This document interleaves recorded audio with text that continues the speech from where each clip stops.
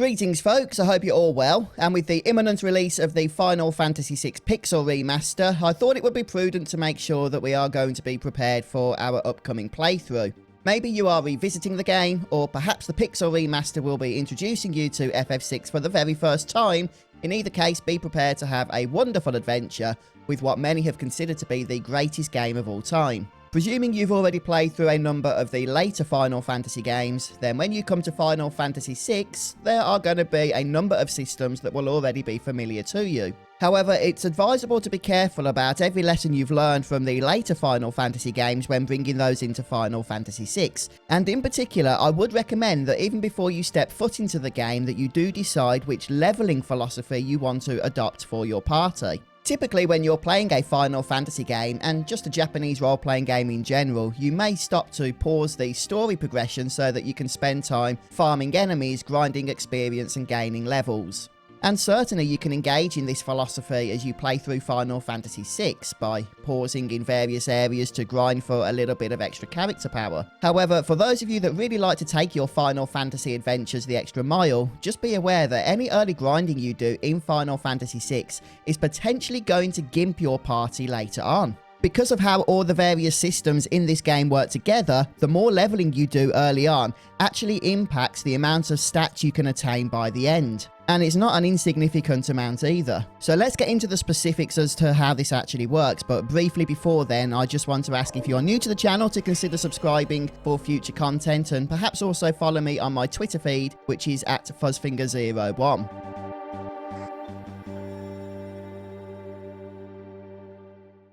So the important stats that you need to be familiar with in Final Fantasy VI include HP and MP, both of those are obvious. You have Vigor, which is effectively the strength stat, increasing physical damage. You have Magic Power stat, which, as the name suggests, increases your magical damage. And you have the Speed stat, which determines how quickly the ATB gauge fills up. And there are a number of other stats as well, but those are the ones that are important for this video. Now, here is something you need to understand about the leveling mechanic in this game that a lot of people don't realise. And that is, when you level up in Final Fantasy VI, only the HP and MP stats are increased. Your other stats, including your strength, your magical power, your speed stat, none of those other stats are boosted at all when you level up. One of the traditions of the Final Fantasy franchise are summons. And summons in Final Fantasy VI are known as Espers. And if you want to have any permanent increases to those stats, such as Vigor or Magical Power, you will need to have specific Espers equipped on your party as your characters level up. So hopefully you can see where we're going here. There is a level cap in this game of 99, and effectively the more leveling you do early on before you attain these Espers, then the less levels you have to work with to actually gain stats later on once you do have them.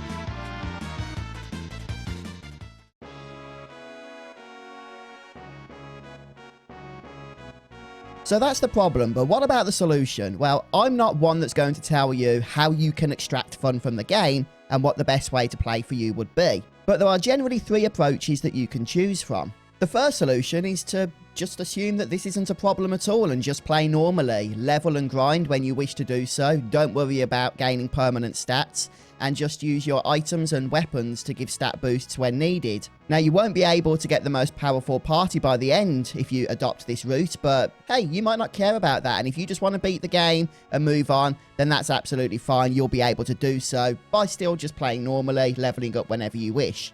The second solution is really for the stat completionists, and it's a really involved process that I'm not going to get into now, but it involves having characters killed off throughout many battles so that you don't attain experience and you keep levels at an absolute minimum. It's a very challenging way to play the game, and probably not something that many of us are going to do.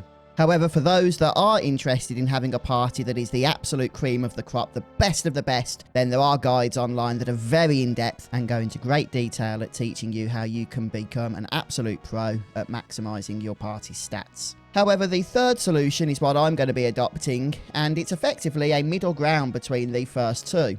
And that is not to dodge experience gains or level gains throughout the first part of the playthrough, but not to go seeking them either. So I won't be stopping to grind or to farm levels, not until I have acquired and equipped the important Espers. And I'm choosing this because I do just find it to be a good balance between all the choices available to us. So fair enough, I won't be able to get the best possible stats on my party by the end of the game, but there will still be plenty of wiggle room with this particular method to become quite a bit stronger than the game would otherwise expect you to be. So in this next section, I'm going to teach you which Espers will boost which specific stats once the character levels, and also which stats for each character you probably want to prioritize. Just a warning, there are minor spoilers here. Esper names and also character names are going to have to come into play.